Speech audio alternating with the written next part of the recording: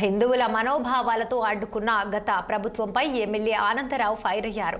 అంబేద్కర్ కోనసీమ జిల్లా అమలాపురంలో ఆలయ శుద్ధి కార్యక్రమంలో ఎమ్మెల్యే ఆనందరావు పాల్గొన్నారు. తిరుమల లడ్డు కల్తీ మహాపాపమని ఆగ్రహం వ్యక్తం చేశారు. వైసీపీ హయాంలో జరిగిన అపచారానికి ముగింపు పలకాలని, తిరుమల పవిత్రతను దెబ్బతీసిన వారిని కఠినంగా శిక్షించాలని డిమాండ్ చేశారు. పవిత్ర ప్రసాదంలో కల్తీ నెయ్యి వాడకంపై సుప్రీంకోర్టు సిట్టి విచారణకు ఎమ్మెల్యే ఆనందరావు స్వాగతించారు.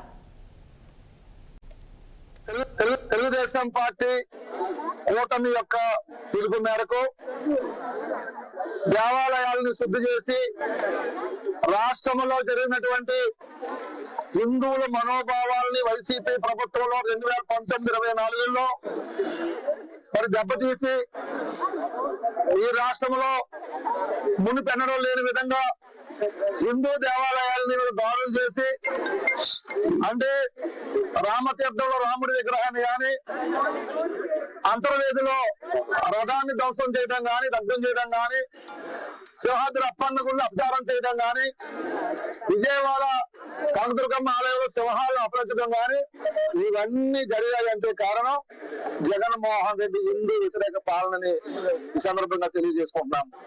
అదే సందర్భంలో మరి కలియుగ దైవంగా ప్రపంచ వ్యాప్తంగా గుర్తింపు పొంది, ప్రపంచ వ్యాప్తంగా ఈ రోజు కోట్లాది మంది భక్తులు తిరుపతికి వచ్చి శ్రీ వెంకన్న బాబుని దర్శనం చేసుకుని తరిస్తుంటే, ఆ దేవాలయంలో జగన్మోహన్ రెడ్డి పెట్టినటువంటి ఆ టీటీడీ కమిటీ ఏదైతే ఉందో ఆ కమిటీ ఆధ్వర్యంలో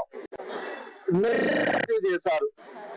ఎంత చేశారంటే 1,60,00,000 కేజీల నెయ్యిని కల్తీ చేశారు.